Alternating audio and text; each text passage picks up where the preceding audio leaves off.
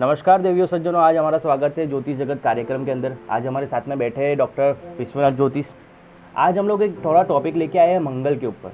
मंगल के ऊपर काफ़ी सारी ऐसी धारणाएं हैं लोगों के अंदर आज भी कि भाई मंगल जो होता है काफ़ी भारी होता है, मंगल से मंगली की ही शादी होती है, मंगल के सामने कौन सा ऐसा ग्रह हो तो शादी हो सकती है, मंगलिक लोग होते हैं तो उनके ऊपर कौन सा ऐसा आशीर्वाद बना रहता है भगवान का, और मांगलिक लोग होते हैं तो उनकी पूजा विधि कैसी होती है। इस सारे सवालों के जवाब आज हमारे साथ है डॉक्टर विश्वनाथ ज्योतिष, तो वो देंगे और ये कार्यक्रम को हम शुरू करते हैं। नमस्ते। जय श्री कृष्ण बंधुओं।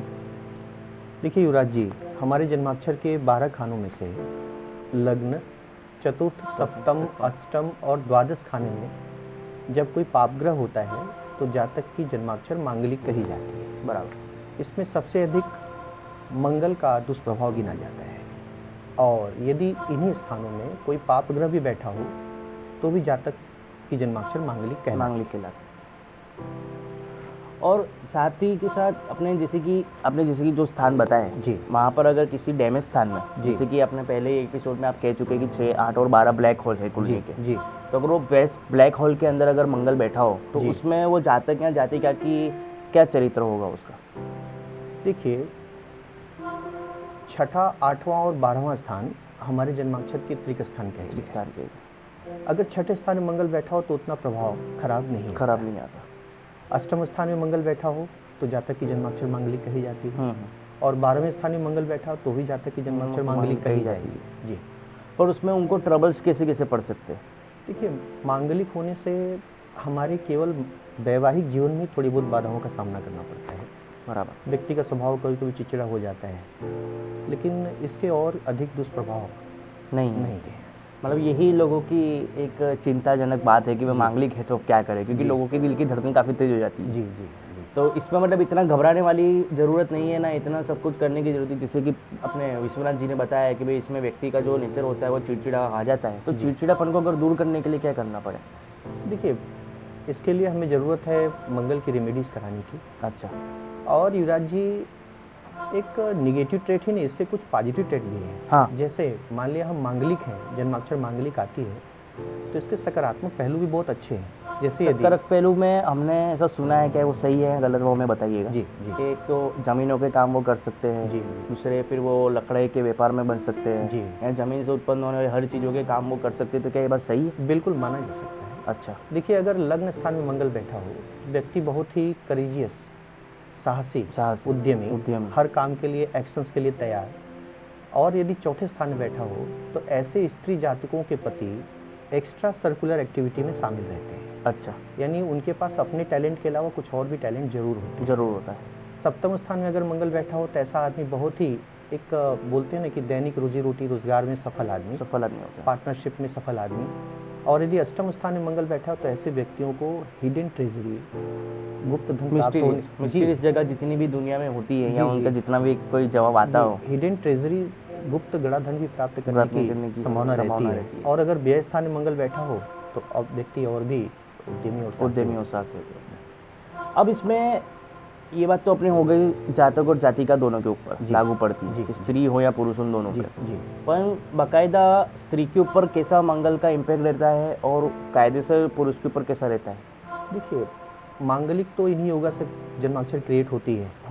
लग्न, चतुर्थ, सप्तम, अष्टम और द्वादश में अगर कोई पापग्रह और विशेषकर अगर मंगल बैठा हो तो जातक या जातिका दोनों के जन्माक्षर मांगलिक होते हैं। स्त्री जातकों के लिए यदि दूसरे और 8वें स्थान में शुभ ग्रह बैठे हों, अच्छा, तो ये स्त्री जातक के लिए बहुत ही सौभाग्यशाली कुंडली है। बराबर। परिणाम इसके बहुत अच्छे आते हैं। अच्छा जी। और अगर स्त्री लोगों को जो है अपने आगे बढ़ना हो उनके कार्य क्षेत्र के अंदर, कोई भी कार्य अगर उनका हो, तो उसमें मंगल का सहयोग क्या रहता है? मंगल हमारा एक्शन है। अच्छा। स्त्री हो पुरुष हो, मंगल हमारा एक्शन है। हम जिस कार्य को मनोयोग से करते हैं, मंगल से ही ये देखा जाता है। यानी मंगल हमारा एक्शन है। तो ऐसा व्यक्ति हमेशा अपने कार्य में तत्पर रहता है। जी। अब इसके अंदर रेमेडीज क्या क्या दे सकते हैं? देखिए युवराज जी, अगर स्त्री की जातिका कुंडली में मांगलिक योग आता है तो सबसे पहले तो अस्वस्थ विवाह, अच्छा, विष्णु प्रतिमादि के साथ विवाह, कुंभ विवाह ये जरूर कराना चाहिए। लेकिन इन सब कामों को गुप्त रूप से कराना चाहिए। अच्छा।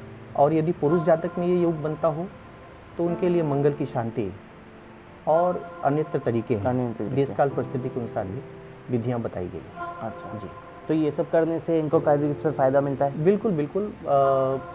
मंगल युवराज जी हमेशा हमारे लिए अमंगल ही नहीं है। मंगल शब्द का अर्थ ही है मंगल करना, मंगल होना। अब इस संबंध में मैं एक छोटा सा अपने रामचरितमानस का एक वर्णन करना चाहता हूँ। भगवान रामचंद्र जी के जन्माक्षर में सप्तम में मंगल उच्च का बैठा था। अच्छा।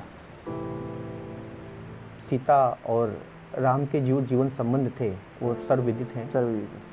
बहुत अधिक तकलीफों के आने के बावजूद भी भगवान श्री रामचंद्र जी ने अपनी गृहस्थी की मर्यादा या अपने धर्म पालन को छोड़ा नहीं। बराबर। तो सर्वोपरि तो ये है कि हम मांगलिक योग जिसके भी जन्माक्षर बने वो सबसे पहले तो अपने सदगृहस्थ आश्रम का पालन करें। बराबर जी।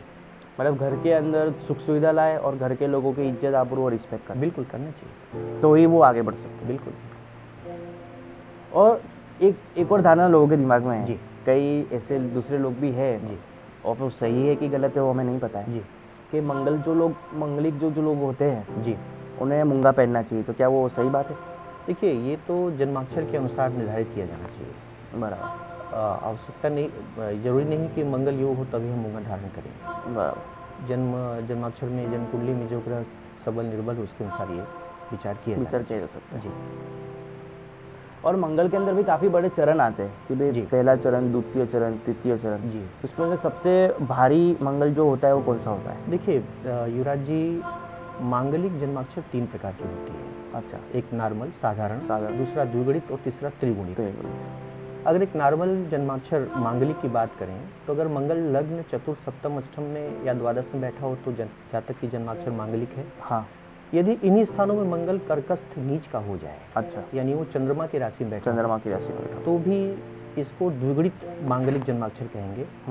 और यदि इन्हीं स्थानों में लग्न चतुर्थ सप्तम अष्टम और द्वादश स्थानों में यदि कर का मंगल हो और इसके साथ कोई पापग्रह बैठे हो तो इसको त्रिगुणित यानी ट्रिपल मांगलिक कहते हैं। जी। पाप ग्रहों में कौन से ग्रह आते हैं? जैसे क्षीण चंद्रमा, हाँ, शनि, राहु, केतु और ये मंगल। जी। अच्छा, इनके साथ में हो तो ये त्रिगुणित होगा। जी जी। मतलब उसका एक्शन और रिएक्शन काफी तेजी से और काफी उग्र स्वभाव के भी हो सकते हैं। जी। नमस्कार। Like, share, comment and subscribe Katiban News channel and press the bell icon to watch the latest news first and foremost on your mobile.